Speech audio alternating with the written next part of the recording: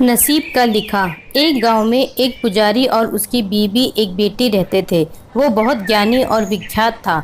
एक दिन पुजारी की बेटी के लिए एक लड़के का रिश्ता आया। बहुत अच्छे लोग थे। पुजारी ने अपनी बेटी की शादी उस लड़के से करवा दी। पुजारी ने शादी से पहले अपने होने वाले दामाद की अच्छे से जांच पड़ताल की थी और अपनी बेटी की कुंडली भी ठीक से पड़ी थी। तब जाकर उसने बेटी की शादी की थी। लेकिन कुछ सालों में ही पुजारी के दामाद को बुरी आदतें लग गईं। जुआ और शराब की बुरी लत ने उन्हें सड़क पर लाकर रख दिया था। अपनी बेटी की ऐसी दुर्दशा देखकर पुजारी की पत्नी काफ़ी दुखी होती थी और अक्सर पुजारी को कहा करती थी, आप जाकर उनकी मदद क्यों नहीं करते। पुजारी हमेशा अपनी बीवी को यह कह के उनकी मदद करने के लिए मना कर देता था कि अभी कुछ समय तक उनका बुरा वक्त चलना है। हम चाहे कितनी ही कोशिश कर लें, जो उनके नसीब में नहीं है वह उन्हें नहीं मिल पाएगा। पुजारी की ऐसी बातों से उसकी पत्नी काफ़ी दुखी हो जाती थी और मन ही मन सोचती थी कि कैसा पिता है जो अपनी बेटी को इतने दुखों में देखकर भी उसकी मदद करने के लिए मना करता है। आखिर भगवान ने जो इतना सारा धन धान्य दिया है उसका क्या करेंगे। हमारी कोई और औलाद भी तो नहीं है, ले देकर एक यही बेटी है और उसके लिए भी कुछ नहीं करेंगे तो किसके लिए करेंगे। पुजारी ऐसा नहीं सोचता था। ऐसा नहीं है कि पुजारी अपनी बेटी से प्यार नहीं करता था, लेकिन उसने अपनी बेटी की कुंडली इतने अच्छे से पढ़ी थी। वह यह पहले से ही जानता था कि वह चाहे किसी भी लड़के से शादी करती, लेकिन उसके जीवन में यह समय आने वाला ही था और बिना इसे भुगते उसको छुटकारा नहीं मिलने वाला था। एक दिन बेटी और दामाद को पुजारी ने खाने पर बुलवाया। पुजारी को पता था कि बेटी के घर पर खाने के लिए भी नहीं है। जब वह आए तो पुजारी ने और उसकी बीवी ने दोनों का खूब आदर सत्कार किया और खूब अच्छा खाना खिलाया। बेटी और दामाद की पुजारी से मदद मांगने की हिम्मत नहीं हुई। वह बिना बोले ही वापस अपने घर को लौटने लगे। लेकिन माँ तो माँ होती है। पुजारी से रहा नहीं गया और पुजारी को बिना बताए उसने चोरी छुपे उनके मिठाई के डिब्बे में सोने के सिक्के रख दिए और बेटी और दामाद को दे दिए ताकि बेटी और दामाद की कुछ सहायता हो सके। पुजारन यह भी जान गई थी कि बेटी और दामाद शर्म के मारे उनसे मदद नहीं मांग रहे हैं, इसलिए उसने बेटी और दामाद को भी मिठाई में छिपे सिक्कों के बारे में कुछ नहीं बताया। जाहिर सी बात है कि जब वो लोग घर पर जाकर मिठाई खाएंगे तो उन्हें उसमें सोने के सिक्के मिल जाएंगे। इस तरह बिना उनके मांगे ही उन तक मदद पहुंच जाएगी। यह सोचकर पुजारिन मन ही मन अपनी बेटी की मदद करने के लिए खुश होने लगी। बेटी और दामाद उन दोनों का आशीर्वाद लेकर अपने घर की तरफ रवाना हो गए। बेटी और दामाद का गांव पुजारी के घर से कोसों दूर था।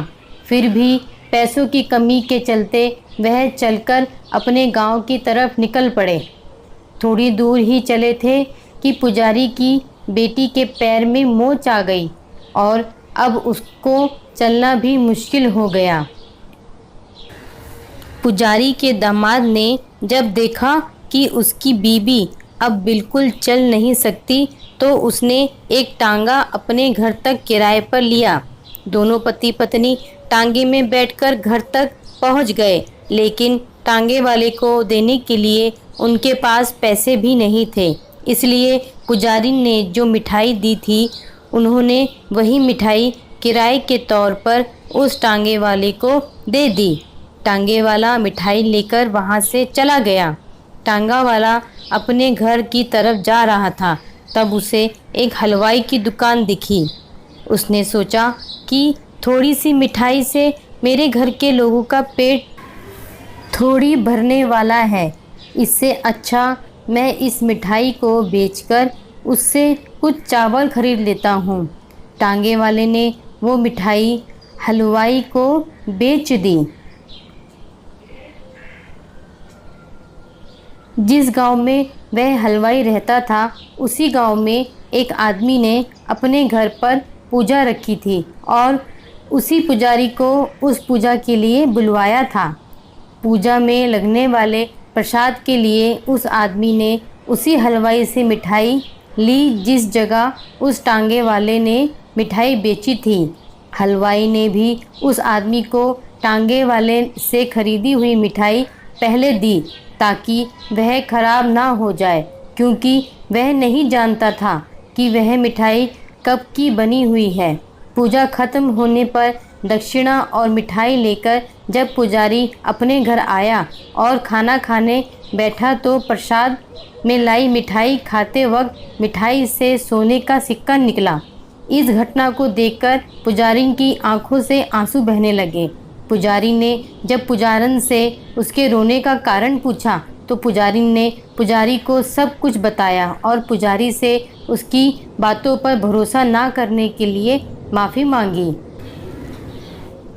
पुजारी ने पुजारन के आंसू पोंछे और कहा कि तुम्हारी तरह मैं भी हमारी बेटी को बहुत प्यार करता हूँ, लेकिन अगर हम उसकी अब मदद करते हैं तो दामाद जी हमसे हमेशा ऐसे ही मदद की उम्मीद रखेंगे और अपनी बुरी आदतों को कभी नहीं छोड़ेंगे।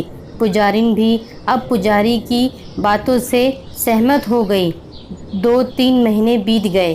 पुजारी के दामाद और बेटी फिर से एक बार उनके घर आए और इस बार उनकी परिस्थिति पहले से बेहतर थी, क्योंकि पिछली बार खाली हाथ जाने के बाद दामाद ने नया काम शुरू किया था और अपनी सारी बुरी आदतें भी छोड़ दी थीं।